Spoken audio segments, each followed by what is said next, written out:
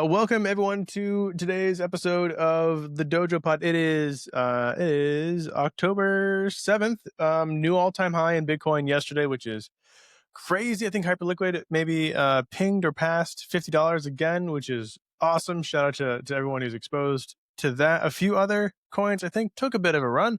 BNB I think made a new all-time high as well. I'm heading towards $2,000. People are saying MNT is the BNB of Bybit. It's kind of been a slept-on play of a similar theme.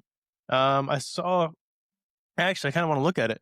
I saw Crypto Condom, which is such a crazy name, post about BNB's DAT that was trading at like a 27% discount as maybe a potential good fundamentals play. So there's a lot happening in the world of gold hit 4K, a lot happening in the world of price action.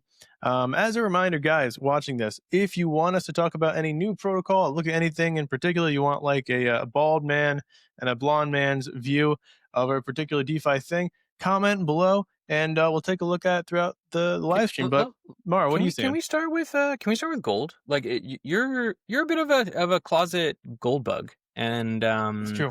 I saw you did a tweet about it recently, some yields. So first of all, I don't know. I just would be curious to hear about your gold thesis. I mean, do you hold gold? Are you like do you hold like physical gold? Do you hold digital gold? Do you hold any gold? Like what I do you lost do all with my the gold? gold in a boating accident, unfortunately. So I don't have any. You really?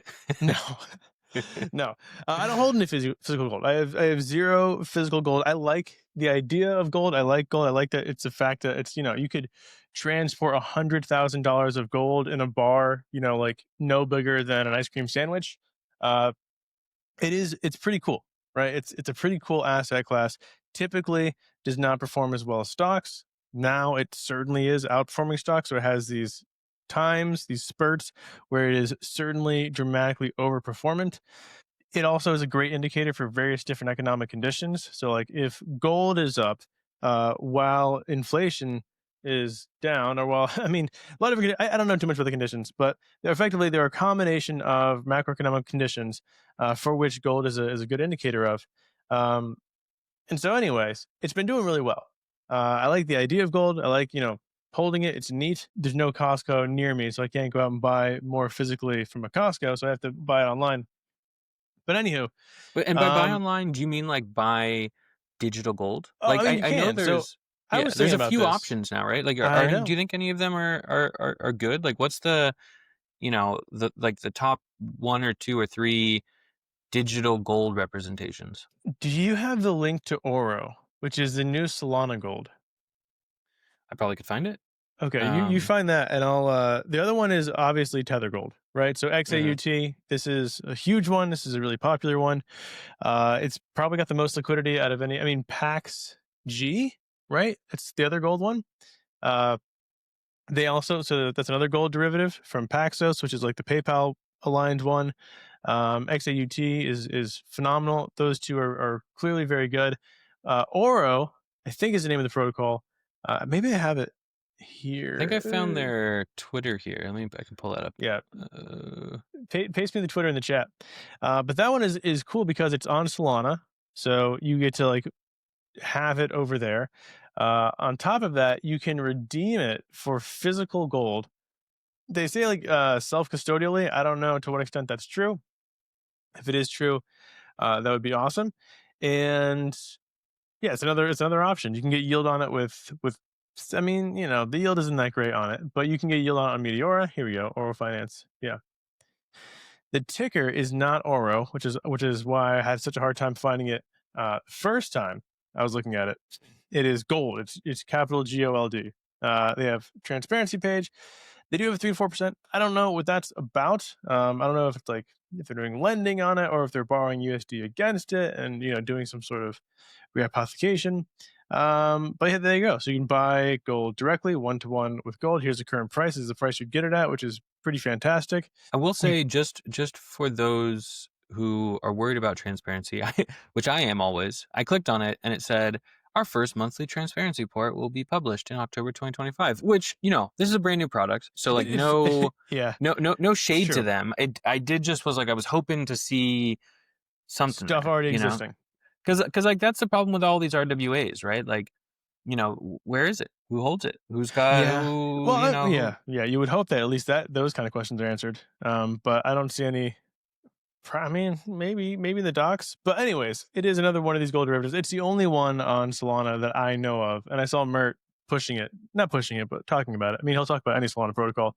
So it did catch my radar. If you were interested in like potentially farming it, gold is on Meteora.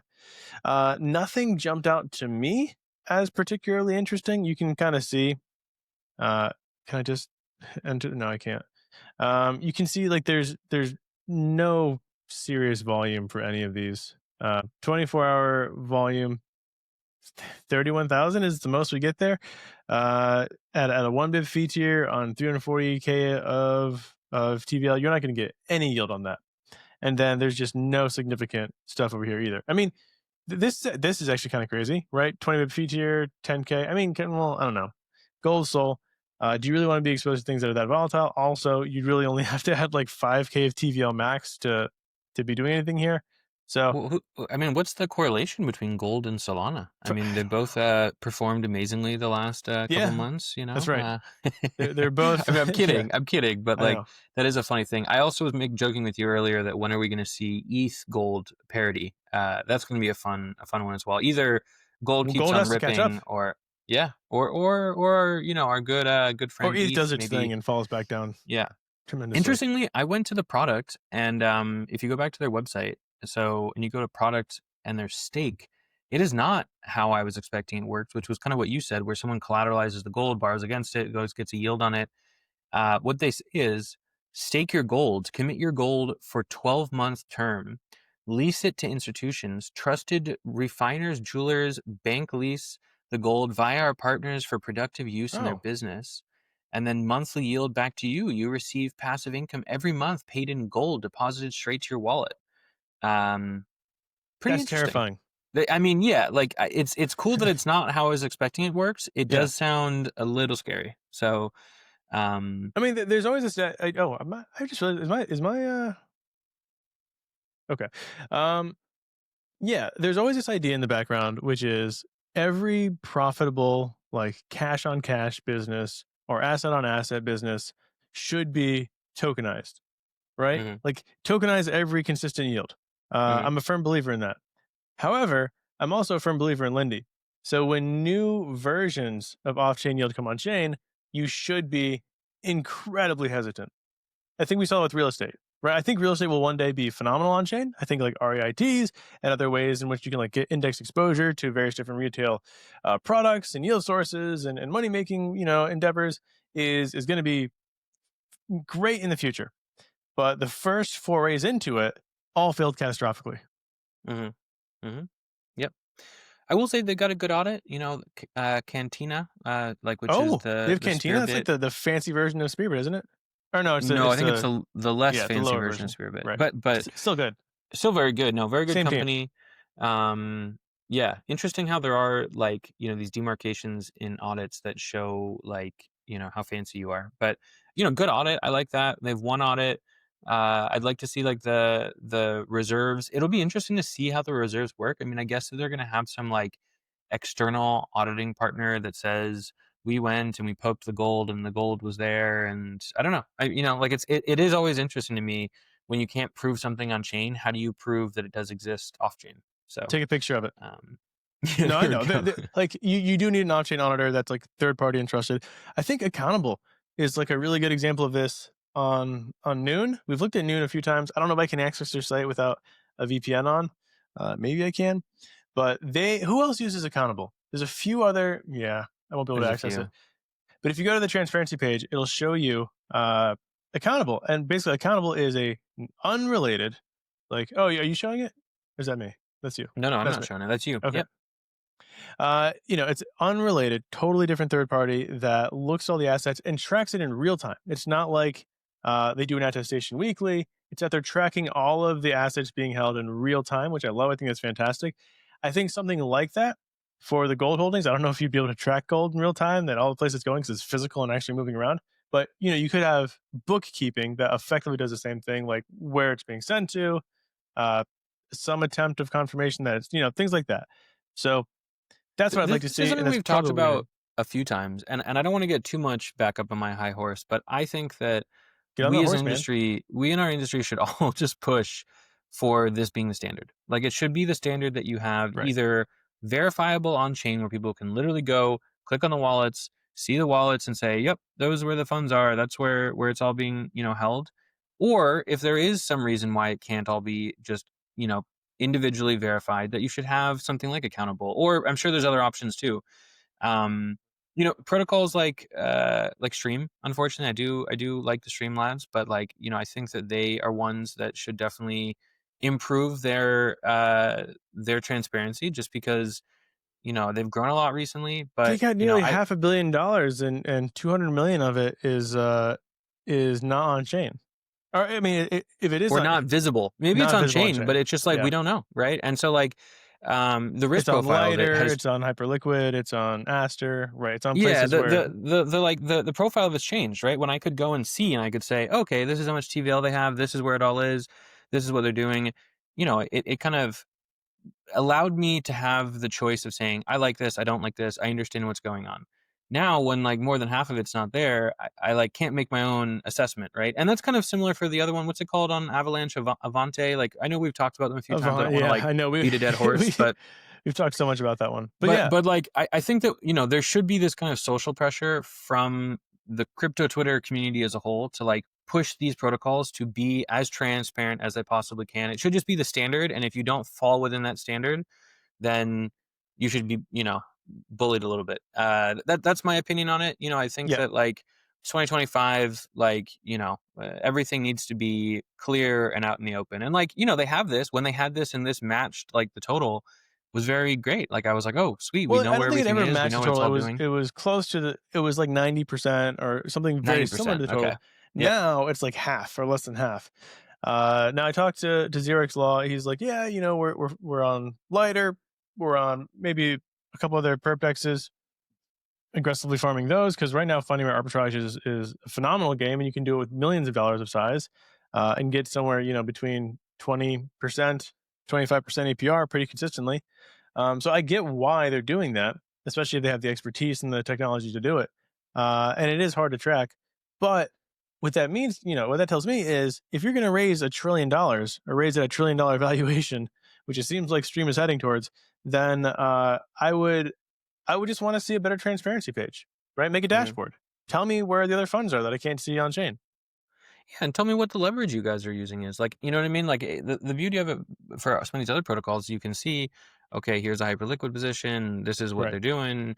You can at least form an opinion of it right now, right? Like, now we don't know, are they fully delta neutral? Are they taking in a lot of leverage? What are the risks that are happening there, right? And so when you can't assess that for yourself, it gives me pause, and it makes it hard for me to want to participate in something like that. But That said, I'm definitely farming it. I think that I do think that the points campaign could be put me. I mean, if what Xerox Law says is true and they're raising at this really crazy valuation, then I at least want some exposure to those points. so I think I my net actually exposure is really low, but my well, yeah, go ahead. So this is an interesting one. I feel the same. Like, I don't want to be the guy that was talking about this, and then all of a sudden this is like the future of France, and Right. I talked myself into never going to make it. So I was holding some of the XUSD, and I was farming it on Plasma. I think Mm. it's actually a pretty compelling strategy. When I kind of Were you woke doing up to the Euler or idea, Gearbox? I'm getting there. So when I woke up to the idea that I couldn't see where all the funds were, it did make me feel very uncomfortable. I closed the position completely. I got out, and then I bought YTs. I'm not a big YT buyer, Oh, wait, but wait. They on what, on Plasma Chain they have those? no, on ETH. I thought those expired. They have a new round. That's exciting. Maybe. Am I wrong? Oh, they do. Look at that. 71 Yeah, days. 71 days. Yeah. Um, That's so a I that's bought a nice way to YTs, get and exposure. and Yeah. I because my theory is I don't want to be not exposed to this. Like, if they really are the future of France, I want to have exposure. If it does completely have big issues, then I'm only exposed the amount that I bought YTs for. Right. So Yeah. I'm not a big YT guy in general. It's funny. I'm pretty much always on the other side of that trade holding PTs. But in this specific case where I was a little bit concerned about the transparency of it, it was like, Mhm. well, I think YTs kind of make sense. So that's what I did. Yeah, I think the biggest way you could get kicked in the butt here is if season one got cut off in like November, right? Because Hmm. then all of a sudden you purchased at a 16% or something, it's going to fall off the cliff, and you're hoping that what you got before that was I mean, but even this, right? The underlying is like 12%, Yeah, exactly. so you're really Yeah. only paying for like a 4% airdrop. Yeah, yeah, yeah. Yeah, no, that's So like, not a bad idea. it's a way for me to limit my principal exposure, but Right. still theoretically get the upside to it. So And you get a 2x multiplier. I mean, I don't know what the multipliers are for other things. I don't know how transparent their points system is. Do they? I it's don't not think very they. transparent. Yeah. I think that, yeah, you can see on Pendle that the multiplier, and then everything else is a little bit vague. Right. There's a lot of vagueness to this, and like, so I don't know. Anyway, Yeah. we don't need to spend too much time on stream No, I because know. we're I kind know. I of know. like, But in the vein of liking things that are transparent, I do like that you can see at least like half of the portfolio here, similar to Infinify, where you can like literally just go on the transparency dashboard and see every single position they're in. I like that as well. well, let's show that. Uh, Let's highlight the Infinify because they're actually doing a good job in being transparent. Like that. yeah, That's I mean probably what we that's should do, right? pretty simple to do. You just go over stats. Ooh, oh Val, shout out to Val. She is your liaison if you have a large position over on Infinify, which I do. It's one of my largest stablecoin positions. So I made over 2K. I think we can see here. I've made over I've made over I'm almost made 4K in just yield. That's nuts. It's great. That's like a month of my old salary as a teacher. Well, look at this. So this is great, right? Like this is great that you can see everything. You can even go and like, The allocation, the current APYs, the average APYs. Yeah, I really the like liquid this. positions, the illiquid positions. Hats off to Infinify for having a pop-in dashboard. I think that But this is, but caveat: no dark mode. well, that's true. That's true. they, Yeah, they, better have no transparency if it's not in dark mode. that's right. Right? Yeah, yeah. Uh, okay. So But full don't you think circle. this is the standard? Like this is what we should like expect, like from protocols, like basically what this looks like. This or accountable, I think, Yeah. would make me happy. I know Falcon is huge. I know they have billions of dollars. I wish that they would go with accountable instead of the system, which is like, from what I understand, a attestation service that's effectively under their own umbrella of entities. That I mean, shout out to them for becoming way more transparent than they previously were. But still, I think like truly plausibly neutral or whatever you call that phrase is, like third parties is the way to Hmm. go. Yep. Now I agree. I did want to circle back to gold though. I know, like, big circle to get back to gold. One of the coolest places to actually like go and collateralize gold, aside from like Morpho has a few options on mainnet, which is pretty good, but Aave on Plasma, and you're getting lower rates right now because of the crazy incentives for lending USDT. And so here you can like take your XAUT0, which is just Tether Gold, chuck it onto Aave, borrow USDT against it, and then go farm that USDT, right? You can just chuck that USDT into, Euler's lend aggregation, some Pendle markets on Plasma. Fluid has a decent one at like 11 or 12% for lending Tether. Um, Gearbox has 15% for lending USDT. You could go with the more like crazy strategies in the loop, XUSD, or the only problem there though is that you're going through liquidity, and I can't stand looping through liquidity, as just a rule of thumb. I mean, I will continue to talk about this. I know that some of our protocol partners might not like this, but the more I exist in DeFi, the less I will use the multiply feature on any of these protocols. Yeah, it's brutal. Especially when like you don't have insanely deep liquidity like Athena back in the day or EtherFi back in the day.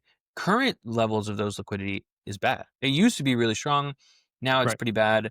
And like the worst case scenario is people that say looped up on Arbitrum, like WeEth, for example. And I really like it, EtherFi, like hats off to them for doing a lot of interesting, good stuff. Yep. But people that looped up on Arbitrum, either using a multiply feature or just vanilla, it is painful to get off because like that bridge is a 7-day bridge. Liquidity is tough. Like you always have to think about your exit when you're entering a position. So Yes. It can be very brutal going in. It can be even more brutal coming out, especially when you're entering during an exciting period where there's lots of liquidity. The whole ecosystem is flush with activity and volume, and then you're trying to get out like a month later and there's nothing. I've been Well, in those situations before. yeah, we had a recent Dojo member who joined and like really, really savvy in DeFi, but just jumped into, I think it was Gearbox, CRP leverage. And I think it was like 35% or 45%, which is a good yield. But because it went through liquidity, no, he did the PTs. That's why he did the PTs. And his purchase, because he was doing like six figures, so leverage was like $1 million or a couple $1 million, and it pushed down the IY from like 14% to 9%. Then of course it snaps back. So his own purchasing price was super low, and so if the interest rate gets above 9%, he's going to be losing money on that Mm-hmm. play. That's sort of what happened for him. And so then when he had to exit, he's also exiting through that liquidity. He's pushing the IY back up. So it's really a bad time, right? So if you leverage, there are so many things you have to think about, which is Mm-hmm. typically why the slow and painful process of manually looping is usually better, because then Mm-hmm. you have a much better feel of what kind of price impact you're having per loop. You can really see if like you're nerfing things. You also give it time to normalize. Hey Eve. Ooh, thank you. Pancakes? Thank you so much. Oh, my daughter and my Aww. mother-in-law just brought me pancakes and sausage. Thank you. That's That's what adorable. you can expect. You can expect, warning stories about looping and little kids bringing in pancakes and I was gonna sausage. say you can So expect pancakes and sausage yeah, if you have a daughter. That was amazing. I really thought Um, when you pulled up this page, you were going to say that you were longing gold and shorting ETH on Aave. Like the old long. the Oh yeah, true wait. Widowmaker play. I mean, you Yeah, I was maybe gonna say can't do it because it's there's isolated no market. immediate benefit to that though, because it's literally just a pair trade. There's no like incentives. There's no yield. It's just a pair trade that would be probably unwise. It would Um, probably be unwise for sure. Yeah, but it'd be funny. It'd be very funny to do it, but it would be unwise, I bet. Yeah. I did create this little calculator. I don't know. Maybe it was yesterday. DeFi time is so weird. I think it was yesterday, where you can like go in here, say like your gold is $4,000. You have $100,000 of it. You're borrowing $50,000. The LLTV for gold is 75% on Aave. So your health factor 1.5. Stablecoin yield. You can reasonably get a stablecoin yield of like at least 25% on Pendle, fixed rate, fixed date on things like Gaib, or I still wouldn't do USDI at $1.03, which is where it's at now. But Almanac also around 25%. Borrow rate, it's like 4.5% right now. Collateral yield is 0 on gold. It's a net of 10% on gold, which is crazy good for gold, right? So if you Mhm. wanted to be exposed to gold, I think Tether Gold is probably about as good as you can get on chain. And then getting a net I think 10% 25. Let's drop that down to 15. I think you can get 15 realistically on on chain. Pendle Well, no, you can get it. I mean, you can get higher. I'm just saying, like, without taking on consistently. some silly risks. Yeah, consistently 15%. See what I have that Still over there. 5 point. I mean, Five it's percent is fantastic. 5% yeah, in Bitcoin or gold is both insane. So right. Yeah, and that's kind of where my head's at. Like, there, the larger my portfolio gets, the more I want to be in Bitcoin, the more I want to be in gold, the more I want to be in even Ethereum. But Ethereum is kind of one of those ones that like you're gonna white knuckle it a little bit more than you're gonna be with Bitcoin and gold. Just being able to have that grow, like if you're gonna be a multi-year holder, 10% net APR, like that compounds pretty aggressively pretty fast over like 5 years, for example. You know, you'll get so like are you top blasting gold and Bitcoin right now, both at all so time highs, and you're I just have like it's actually a good question. I've seen a lot of these tweets, which is like what percent of your portfolio is exposed to Bitcoin? I've seen like seven KOLs or Twitter folk post that question. And for me, it's 20%, right? I'm 20% exposed to mhm. Bitcoin. That's like my only exposure right now is Bitcoin. And then I'm stablecoin farming everything else. Uh, I don't know if I want to get more Bitcoin. Here, it feels hard to buy here. We have Dingo. Shout out to Dingo in the Discord. And he's made a compelling point that I think is true, which is it is almost certain that during the upcoming bearish season, we will fall below current prices. Mhm. And so I think there's going to be a better chance to pick it up later. I'm happy with my allocation. I'm happy with being 20% exposed to Bitcoin. Of course, I'd be happier if I was 100% and 2x leveraged on Bitcoin right now. But I don't sleep adjusted returns. We talk about sleep adjusted returns all the time. I am in a place where I'm very comfortable with my portfolio. So Well, that's I'm good to not hear. I looking for more remember exposure. last cycle when you went through the leverage period where you always kind of had to have some ETH leverage on or some Bitcoin leverage or and I remember firsthand seeing you not have those sleep adjusted returns, definitely sweating the drawdowns and stuff. So it's good to hear that you've like found a place that you feel comfortable with it. I think that like there is a lot to be said for doing that. Like first of all, finding what you're good at, which is like finding yield and stuff. Clearly, that's like me and your specific forte. And then two, having a composition within your portfolio that you feel comfortable with, that you're not sweating all the time. I personally have a bit more like delta exposure to the market, but I'm not out there in the trenches like some of the folks we interact with who are buying the latest, poo poo PP coin on Solana or whatever it is, right? So you just kind of have to like find your own way. And I think that like you're right that like I'm not as much of a gold bug as you. I do have a pretty substantial chunk of my I have zero portfolio exposure to it. in. Yeah, but like you think about it and you talk about it It's a true. lot. You're like one of those people that bring it up. Yeah. Actually, speaking of which, in your thread there was a bunch of different gold yields. You want to like point out another one or two that you think are notable? Well, so the thread that I did was just saying that like this strategy is how I think anyone can go and get yield on gold. So as long as you can get a stablecoin yield that that exceeds your borrow cost, then you're getting a yield on gold, right? Oh, so maybe was it Reservoir themselves that posted it? I just Yeah, remember at the yeah. end of So the thread Reservoir there was was a. like, well, if Ah, you were okay. farming at 60% looped of wrapped SRUSD, which by the way is crazy. I don't know why more people aren't farming that. Like one, it was such a good airdrop for me, especially if you hedged near the top, which I think we managed to do really well.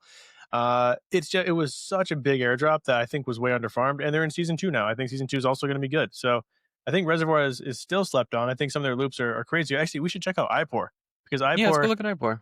iPour is doing this for you, in the sense that they have, where is it? Reservoir ETH and Reservoir BTC, both of which are doing this exact same strategy, which is collateralize ETH, collateralize Bitcoin. I think they're doing this on Morpho, borrow USDC, convert that to wrapped SRUSD, and then loop that at a 3x. Maybe this is 3x points. Yeah, 3x points. So and then loop that, right?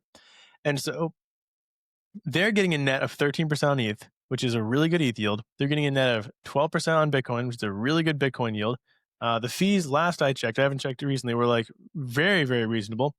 And so 12% on Bitcoin and have someone else do the work for you, have someone else manage the LTVs, manage the risk. I think that's and like manage the looping, which is a huge pain in the butt if you don't have access to flash loans, is pretty incredible. $28 million here, $82 million here. Yeah, pretty slick vault over It's there. interesting that Reservoir themselves are the one that are managing those vaults. They Yeah, don't have they're the like ones who are an curating it, which is outside curator. so. Yeah, this is the borrow cost. This is the loop SR. Well, it's interesting. I wonder if they're using SRUSD or wrapped SRUSD.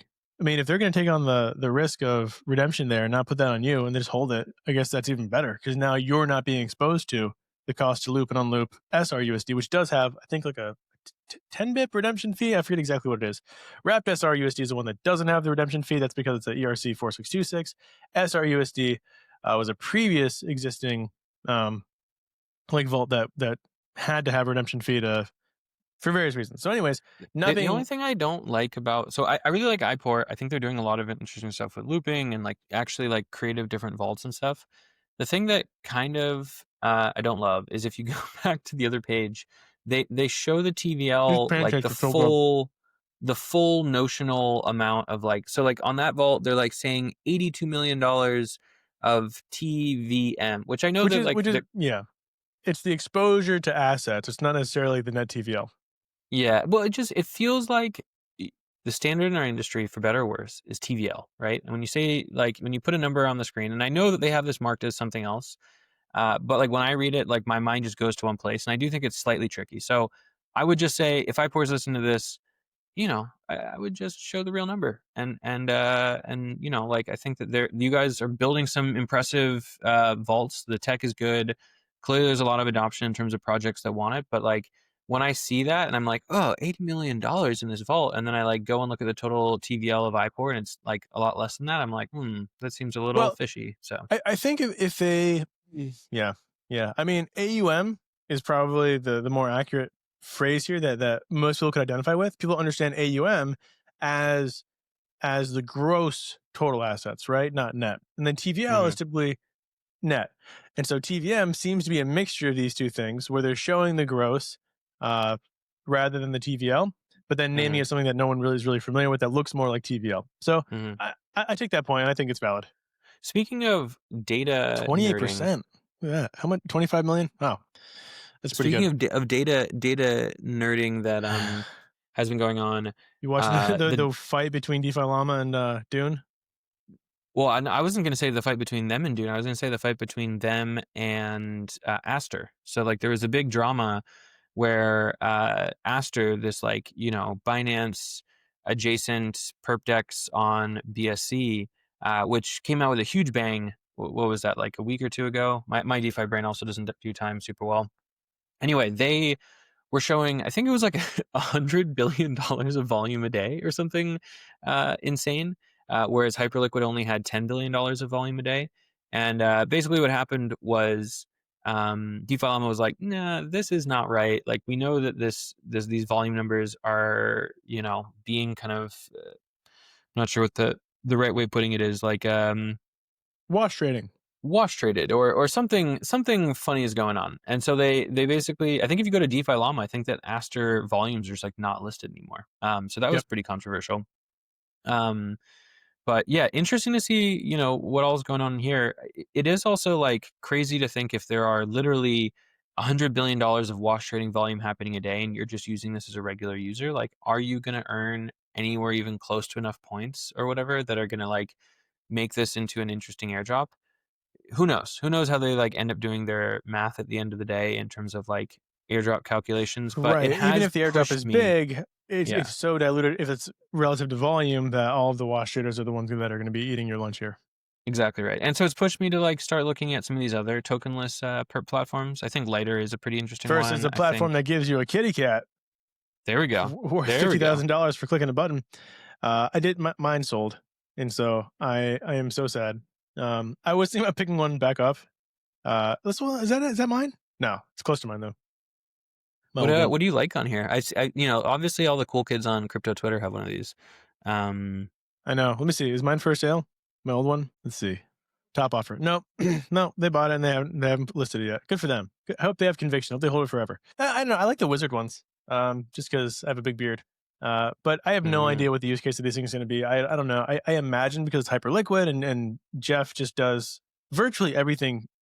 I wouldn't say exactly right, but like optimally. I haven't seen any founder in this space do quite as well as Jeff in terms of the optics, in terms of the narratives, in terms of virtually every aspect of the business. Hyper well, EVM, I think, was a I pretty think good the launch as thing is well. just make your people rich and they will love you forever. I think, isn't Yeah, that the story? so Yeah. so Murad, hate him or love him, always had this idea of build a cult. Like if you build a Mhm. cult, then you will have like dedicated followers, dedicated holders, dedicated buyers, purchasers, positive narrative, like infectious community. And I think it doesn't really work with memes because memes just tend to wreck everybody and everyone has a bad time. There's no intrinsic value or use case. Mhm. But I do think it works with genuine products. I think, there are plenty of brands out there you can think of. Apple is a really good one. Maybe Nike at some point during like the late 90s really had this kind of following. But brands that have loyalty, and this is the best. I mean, you give your users $100,000, you give your users $50,000, you give your users a bunch of money for using your product, and then continue to build and ship and not be totally value extractive. I think that he even said in a talk that he is not like, yes, it seems kind of egalitarian, yes, it seems like he's being giving, but at the end of the day, like it's a plus EV move to do this, and he knows it. Mhm. Yeah, it's Yeah. smart. It's smart. Um, Hats off to them. I mean, they're still moving, like, shipping, doing all sorts of interesting stuff. It is also fascinating though that like there are so many competitors and each one has their own strategy. There's like the Mantle version called Apex. There's the, Binance version, Aster. There's there's Lighter. There's Pacifica. There's all these perp dexes. So yeah, it's fascinating to be, seeing this perp dex war again. I remember when the last perp dex war happened with DYDX, and that was like, everyone thought that they would be around forever. Obviously, DYDX has kind of lost the zeitgeist of attention and activity. I do think that like Hyperliquid has a better chance of just like being kind of the mainstay for a long time. That most of these others, perp dexes just kind of launch, have a lot of hype, a lot of like airdrop farming, and then kind of burn out. Whereas I think that, Yeah. hopefully what's getting built here does have a more long-term future. Wait. A lot of these perp decks have a lot of what? Did I say burnt out? No? No, you said hype. Hype. Ooh, there Yeah. we go. There we go. Hype. There it is. Cake is an asset that I think people have been talking about recently because it is maybe the thesis here is that it's like BNB beta. I think it would be a reasonable thesis here. Also, it used to be the case that, it had like 120% APR for staking on PancakeSwap, which is kind of ridiculous. And that is no longer the case. I think you can only stake Cake for emissions and other tokens, and the APRs tend to be like 5 to 7%, so not particularly good on the long leg. But if you've been doing the funding or arbitrage play for Cake, it's been pretty good for the past few weeks. Right now, it's 100% APR being paid on shorts. I don't know if you'd want to short Cake. I mean, given the price action, oh my gosh, look at that. So over the past week, it's gone from 2.5 to 4.1. That is nuts. What a Well, jump. I mean, I think the theory behind this is that like, so Binance Alpha, which is like, all these like centralized exchanges are moving more and more on chain, which is fantastic for people like us that are kind of pretty on chain native. So you have Binance Alpha, which is like the place where tokens, oftentimes need to launch first so they can try to get that spot Binance listing, so they can try to get that, perp Binance listing. And so they launch on PancakeSwap. They do, a lot of these teams, maybe it's real, maybe it's artificial, try to pump the volumes to make it look like it's a really attractive asset and a really attractive thing to list. And so Cake has been getting a massive amount of volume. It's been getting a lot of TVL. It's getting a lot of action going on over there. I was looking at their like TVL numbers, and it's insane. I mean, I can't remember how many billions it was, but it was an impressive number of billions of dollars.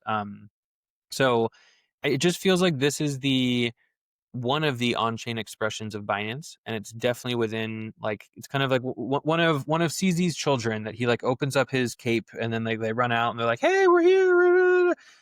So I think anything close to that, people want to speculate on it. So yeah, I don't know. I don't know any Cake, but I kind of get the thesis a little bit. It'll be interesting to see. It'll be also interesting to see. I don't know why this popped in my head, but Meteora airdrop, I think, was confirmed to be happening this month, end of this month. That's right. I think it's like on the 28th, maybe, or something like that. They don't think they've confirmed. Yeah, season 2. They haven't shown it. Oh no, I think that they have. Let me pull it up. No. Sorry, they haven't. They don't allow you to see your season 2 points yet. Oh yeah, they've confirmed it. I mean, it's on the front end, but they haven't. You can't see your points. I think that they gave us a date though. For season 1 airdrop, right? Or season 2? It's probably just season 1. So yeah, yeah. I saw that. I was like, late 23rd. October, 23rd of this month. Yep. So we'll see. I mean, it is my favorite dex. I know they have spicy opinions about them because of previous dealings, potentially with meme coins and meme coin cartels. But you guys have heard me pitch the DLM MMM thesis many times, right? We like dynamic liquidity fees because on high volume days you get crazy disproportionate returns, and it's awesome. So we like Meteora. We'll see how much they're valued at. They're not the largest dex by. They're not even like are they top 3? Orca and Radium, I think, are the top 2. Orca, Radium, and there's also Pump Dex or whatever that thing's called. Yeah. But that has like a lot of action on it, I think. And then Bonk has one. I don't know. I don't know the answer to that, but we can go find out. I mean, they're definitely top 5. There aren't that many. Either way, I think Solana protocols, we've had hit or misses. I think the Jupiter airdrop was really good. Notice the Jito airdrop was really good. The Jupiter airdrop was really good. I think there's a chance this one was really good. I didn't get the Camino one, so I don't know how well that one did, but that was good too. Yeah, I got that one. So it goes Jupiter, which I think technically you'd call it a DEX because it's perp Eh, DEX. Well, I don't know. Yeah, it depends how it's an you. ag, right? So then Radium is number 1, Mhm. then Meteora, then Orca, then Pump. So Meteora is number 2. Hey, there you go. Yeah. Yeah. So the number 2 Dex on Solana is doing an airdrop this month. So that should bring, I Mm-hmm. think, some money, some volume, and hopefully some tailwinds into. Oh, actually, Camino's fighting, which I like to see. I think I can access their website without a VPN. What I mean by that is Jupiter Lend launched, took a lot of the air out of the room, did really good, had some great opportunities for leveraging specifically Syrup USDC. Camino is going to have USX sometime maybe this week, which is like the Athena of Solana. We've been talking about it a lot. This is Solstice. But also, they've started to incentivize or get good incentives for the stablecoin lending to all these different curators: Stakehouse, Centaura, Alas, Phantom has their own thing. That's kind of, oh, yeah. Isn't Cash Phantom's stablecoin? Is it? I think it is. Fairly certain it is. I thought Cash was like the campaign that they're doing on Camino. I thought that was like the name of the campaign. Could be wrong. I'm not sure. No, Cash is the asset. See? Oh, it is an asset. Okay. Yeah. Well, I thought Cash was like there was like a solidly fork on Polygon last That cycle. was a long time ago. That's what I remember being called Cash, but I don't know anything else. Well, the risk manager is Phantom directly, so that's kind of cool. I think it's Phantom stablecoin. Fairly. Like Phantom Wallet is what you mean? Yeah. I want Interesting. to say like 55%. Sure. Whoa, that's a lot. That's more than half. Let me see. Phantom Cash on X. X is a good place to research. Yeah, meet Phantom Cash. Use Cash. Shout out to you. Use Cash, a stablecoin built designed by Phantom. Yes, there we go. So if anyone wants to see, there we go. Fantastic. See? So is it a yield bearing stablecoin or is it just like a USDC type deal? USDC type deal. Okay. Maybe there are additional benefits. I don't know. Cash incentives on Camino. Yeah, this is Camino. Well, I mean, I think the reason probably people are participating in this is like when Phantom when airdrop. wallets start giving me airdrops, right? Like when's my MetaMask airdrop? By the way, they came out apparently and said they're going to have a points campaign for people that bridge and swap using their Using wallet, MetaMask or using Phantom? using MetaMask, which will be super funny if they don't count any of the historical users of MetaMask. Right, the ones that used it before they all switched to Rabby. Yeah, I think the timeline might literally actually break. But yeah, I mean, theoretically, we're in line for MetaMask airdrop, Rabby airdrop, Phantom airdrop, and like if they're starting to have products like a stablecoin, maybe that's the reason people will start kind of looping this thing up. They'll just loop it up against USDC or something else, and hopefully they get a big airdrop in the future. Who knows? Yeah, I mean, hopefully. So anyways, Syrup USDC on Camino 29%. I think on Jupiter Line, the last I checked, was like 11%. So there is a big delta here. And Syrup USDC is also 11% here, and there's 4 million of liquidity, 1 million. So liquidity is lower. I will say that. That would be a point to make. But it's good. I like that they're fighting, right? I want to see protocols fight for market share because that typically is good for the farmer. It also forces them to become more efficient, both on their fees and So it's usually good all around for everyone. In this case, so that's cool. It's good to see, and hopefully we see EUSX, which is a yield bearing version of USX, on here. I don't know, maybe in the next couple of weeks. Because you get one day and then it's way later. There's so many other protocols I want to talk about, man. There's like Strata, which we talked to yesterday. They already have $326 million pre-launch in pre-deposits, which is nuts. And yeah, what was your take? How did you feel about them? Yeah, it's kind of interesting to hearing them talking about themselves as being almost like the Pendle market, but for like risk tranching. I guess like Pendle is really for like yields, right? And like has blown up because of points, less so because of like the actual underlying yield itself. Now, does that mean that it's kind of like bearish? Like Strata, might not have that much like product market fit because people don't really care to risk tranche their risk out a little bit. I don't know. I think that's a little bit of an outstanding question. But for a big nerd like me, who it does want to do those things and does want to be able to take a leverage exposure to the yield and take on more risk, or have an asset where I just want to get like a lower, exposure, but still kind of like have some upside on the yield. Like it is very attractive. It's very interesting. I think it definitely appeals to both me and your interests. And they've been able to attract a ton of TVL because like they're part of the Athena family. So like, that's a big tailwind for them. But yeah, I'm excited about it. I think that there's a lot of assets that like potentially could benefit from tranching. JLP is one. We just mentioned that. I think other assets, like some of these, like counterparty vaults could be very interesting for having them as well. So like, I do think that there will be a market for it. The question is like, how big does it blow up? Does it get people excited outside of like, the nerdy DeFi folk like myself and you? Right. Yep. Exactly. Well, we were talking about Stream earlier, right? So, a protocol like Stream that has a portfolio of exposure to different DeFi assets, tranching makes sense for that. Tranching makes sense for that. YieldFi, tranching makes sense for that, because in those cases you have near. I mean, I know Stream has like an insurance pool, so that they kind of are an exception to this, but the other protocols have direct exposure to their strategies. If any of those strategies get hurt, now all of a sudden there's an issue. I think we saw it with Rings protocol asset, which is now called Trevi. I actually had them pulled up today on SDK SCUSD, where I forget what it was. There was some smaller protocol. They had a small exposure. It was like a 1% DPEG, but that wouldn't have happened if you were in the senior tranche version of this, getting a slightly lower yield. So there's definitely a place for it. And I think it'll be one of those protocols where if institutions get wind of it and if they understand it, this is the kind of thing that they would really like. I think institutions love the senior tranche idea. They love the senior tranche risk exposure. They love the fact that there's like this built-in insurance layer beneath them. And if they're able to get something between like 7 and 8%, I think they're going to be pretty happy. And I I can think see a lot of TVL going into it. that understanding it piece is key here, right? Like there's going to be so much nuance, like, and there's going to be, when the system gets tested and slashing actually happens and like who it affects and like all these different things. I think that's going to be really important. And like the different participants need to be well educated on what it is they're being exposed to.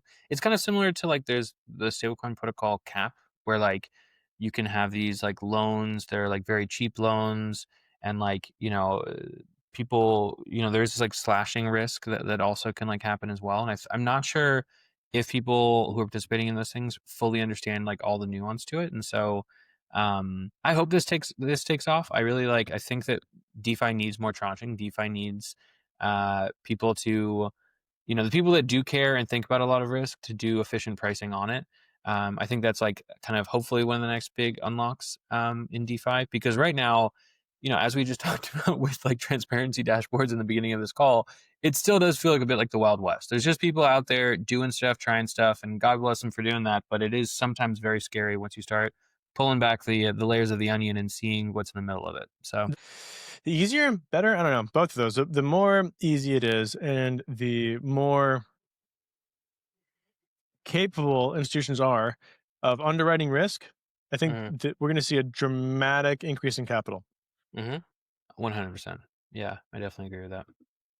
So cool. So the other thing that I was going to look at was, well, I do want to take another look at Termax, but before I did that, I don't know, man. There's Euler, there's AID, there's Gaib. So one of the questions is like outstanding. When will USDAI repeg, and why is Gaib USD not overpeg? Because Right. they're both, as far as I understand, they're both doing this thing where they're capping the deposits. They're Mm-hmm. both using compute lending as their source of yield. They're both fairly large. I think they both have over $100 million. Gaib has like $126 million. I forget what USDAI has, maybe a couple hundred, a few hundred. So why is AID Alpha not over peg? Well, it's because so for me, I was looking at this and it was a little bit scary because if you look at the middle of the screen there where it says vault address and it says lock period and it says less than 2 months, and you're like, oh, okay, less than 2 months. What does that mean? And then you start like clicking on it and you try to like, I think if you go to the bottom there where it says questions, when can I withdraw? Um, it says there is a Eventually. lock-in period of less than 2 Yeah, months from the launch of the final spice. Now, so it's a key term there. What I is see. the launch of the final spice mean? Is that when they launch the points program? Is that when they launch the token? Is that some other time frame? I think what scares me as a user is not having a fixed duration where I know, okay, on this date at this time, I'll get my assets back. And having it just be this kind of like unclear duration is scary, for me at least personally. Yes, but yes, Okay. but uh, there's liquidity for it. I mean, not a lot, less than $1 million, so 744K. But the price is pretty good. It's what is that? 3 bips? No, yeah, 3 bips, right? 3 bips off peg, Yep. Mm-hmm. and that's not bad. So if you had to exit, I mean, clearly you wouldn't want to be this guy who aped and got a 2% loss. That's terrible.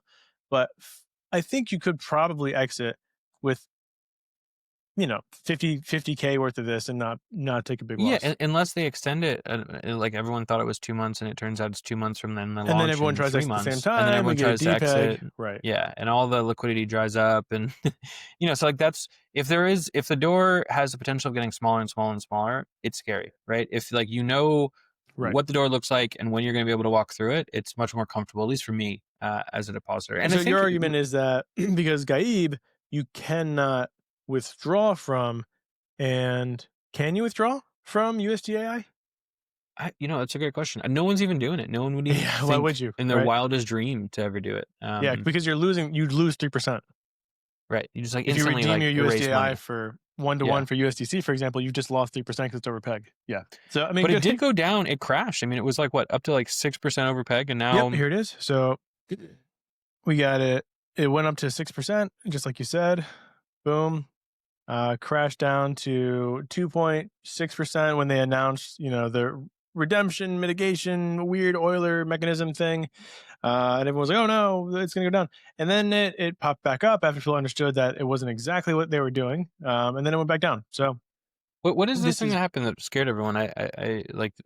oh, great question. I can pull up. It was not particularly easy to parse. It is Here it is. So this was the announcement. They're raising the auto USDAI cap by 100 million. So it's a cap raise to support the orderly unwind of USDT zero, specifically on the Euler front end USDI market. And they give a pretty long, comprehensive write up of what that means. I will admit I didn't fully read it or understand it, but the end result was something like they've already turned off USDI borrowing, and which is right here. And I think the cap increase was specific to, I don't know. I'd have to look more So into like it. But this is the thing this that was made all it defect. to get people to stop borrowing USDAI on Euler. They did that. They paused borrows, so that was one thing, which is a bummer because shorting it would have been cool. Being able to play the repeg. So this is what threw me off. All new USDC deposits will go directly into auto USDAI on Arbitrum. I think that makes sense. Depositors will receive USDC when they withdraw, not USDAI. I think that makes sense as well. Funds will be used to facilitate. Oh wait, what's the difference between auto? I guess auto USDAI is the compounding version, and USDAI is the non-compounding I think this version. is just something they created for this so that they can unwind that whole market that has these borrows they don't want to exist. So they're Okay. going to like force liquidate people using these funds that people are borrowing. They're depositing USDC. They're going to get USDC back. They're getting a points multiplier for 30 days to participate in this. And then they can force the people that were bad boys and borrowed USDAI on Euler on Plasma to get out of their positions. Oh, it's funny. Someone in the dojo just specifically asked us to to go over this, which is so. I think they should clarify how they will use a $100 million increase. Are they going to add liquidity to at the current market price? Or are they going to dump some? Uh, yeah, I think they are using the $100 million to mint USDAI to pay off the debt. Right? Is that your understanding? Mm-hmm. Mm-hmm. To Yep. close the Euler market. Mm-hmm. Yep. To It's presumably to prevent people from being exposed to peg volatility, which maybe is liquidating people or something if they're too high leverage. I don't know if that's why they're doing it, but it's a relatively unhealthy market because if you are looping something against USDAI and USDI continues to increase, your debt asset is increasing. You're probably at a high LTV because it's a stablecoin, and maybe that's just bad bananas. mm-hmm. Mm-hmm. Yeah, it's a weird one. I do think that like USDAI does a little bit too much. Like I think like all these like intense cap increases and way over peg stable and like I don't know, this whole thing. It feels like It feels like, can't they just be normal? I don't know. We'll see. We'll see. Maybe it'll play out, Why and can't maybe you be normal? this will just print a bunch of money for everyone, and everyone can be super happy. Yeah, exactly. Just hold USDI. It'll go to the moon. Perfect. $2 soon. That's oh, is it? No. That's alpha, guys. That's alpha. Yeah. Right here on the podcast. USDI $2 soon. Long it as much as you can. Tangentially, I have personally been farming some incentives on LFJ. I know I've been I don't know if shilling is the right word, but I've been really positive on LFJ, even though they're not a particularly large protocol. They're Hmm. one that you and I probably both farmed back in DeFi summer days, Oh yeah. years ago. But they do a lot of things right that I think a lot of perp decks, a lot of no, not perfect, a lot of like a lot of protocols should learn from. One, they show the average APR. I've said this 100 times. I love that. I love that they're showing the average APR, not the single tick APR. Yes, the average liquidity is maybe super competitive and very tight on LFJ, so that you kind of have to pay for that. But uh, they have pretty good incentives right now. So like AUSD, USDC, 20%. That's the one I'm in.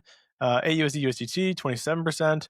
A few of these are actually pretty good. SAV USD, AVUSD, 24% incentives. So pretty good stablecoin plays, which also reminds me. And yeah, well, one more thing I'll show here is that if you go to the analytics page, it shows you bins traded, which is really cool. So basically, it shows you each one of the ticks, is what we would call it in Uniswap, that had volume over the past 24 hours, 7 days, 14 days, 30 days. So you can see, okay, these are the ticks that had volume. If I put a range in these ticks, I am likely to continue to get volume over time. Of course, this is a yield bearing asset with SAVUSD, so there's a caveat there. It's not exactly how it works. But I just think that's really cool. It's especially good for like stable to stable. And then Balancer has has like, I wouldn't do USDI, but they have USD. Where is it? There's an XUSD one that was pretty good. Let's go to Plasma. Yep. Filter, networks, Plasma. I was considering this as a way to points farm without leverage. Yeah, so 21.63%, plus you're getting Plasma or stream points, probably only on the part that is XUSD. But I like that. There were a couple others, USD SUSDAI, USDT0. Again, you're dealing with the overpeg issue there, but maybe it's worth it if you already have some. Um, Someone in the dojo was saying, this will probably be one of the last things we talk about, that the Uniswap pools for USDAI on Plasma have been printing between 50 and 300% APR. Makes sense. I mean, it's so volatile, and there's so much volume on them. It's it's just like crazy game to play. It's like, do I buy this token that's multiple percent over peg? It has a crazy amount of yield on Pendle. It has a To crazy amount of speculate on yield the on volume, Balancer. right? Yeah, a crazy amount of like yield on Uniswap. Like, there's a world where that really pays off and you do super well, and then there's a world where it just goes straight back to one, and you're like, Tomorrow well, they announced a $300 yeah, million cap increase, just like erased repegs, volume dies. 3% or 4% or 6% if you bought the top or whatever. So Mhm. I don't know. I don't like my stable coins volatile. I'm just gonna say it. I You like know your I stablecoin like stables? I know I kind of complain about this with USDAI a lot, but I like my stables to be stable, and I don't like them to be just moving up and down. Like, either it needs to be predictably increasing in value because of yield, or it needs to be just 1-to-1. And this whole game where like you have to spend a lot of time speculating on the future value of your stablecoin just turns me off of it. You don't like doing that? Well, so I mean, this is the last thing I'll say. You asked me about gold earlier, and the reason why I like it is unfortunately, similar to Arthur Hayes' thesis. I know Hayes is a bit of a grifter, but he's one of the best. He was saying that like the top trade, the best trade out there is the debasement trade, which is Mm-hmm. that the dollar will devalue, it will debase, its denominator will increase over time, which means its total supply will increase over time. And as a result of that, anything that benefits from the debasement of the dollar, typically things with fixed or limited supply or deflating supply, are a smart trade or a way to trade that. And so Bitcoin My is two obvious ways there, gold is obvious of there. expressing that is, you're the gold and the Bitcoin version of that. I'm the the Bitcoin and the like real world property version of that. That's my way of expressing that shade. It's the same thing. It's like, you get to short the dollar if you get a mortgage, right? And you get to pay back if you're paying, say, 5-6% because the rates just went down Mhm. to those levels. You're probably spending less on interest than like the actual real inflation of the dollar is, and so you hope that eventually, your property that you bought ends up being worth a lot more because the dollar got super inflated. I will say that the biggest downside of this is, one, super expensive to buy and sell property, huge pain in the butt to maintain and do any of these Two, things. it's typically Uh, parasitic to human beings. that's true. It can be. It doesn't have to be though. Like you don't have to be a slumlord, right? Like you can also, No, um, but the mass buying of property in general pushes up prices and prices out the typical American well, it's human the same being. thing with gold, man. Like everyone should hold a bar of gold, and it's you and the other gold bugs Okay, that have what's more made important, shelter or jewelry? priced me out of my electronics and Yeah, there my you go. Right. Use no, I know all these things are a cadmium or supply whatever. and a demand thing, but Yeah. yeah.